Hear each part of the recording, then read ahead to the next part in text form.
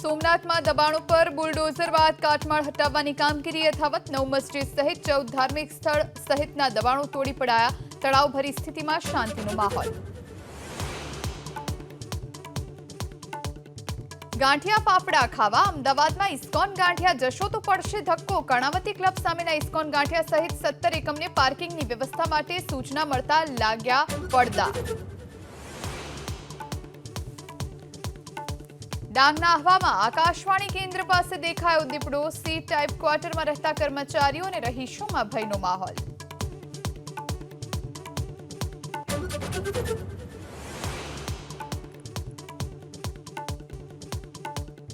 જમ્મુ કાશ્મીરના ગાંદરબલમાં શરૂ થઈ સિઝનની પ્રથમ બરફવર્ષા. વરસાદ અને બરફવર્ષાના કારણે તાપમાનમાં મોટો ઘટાડો.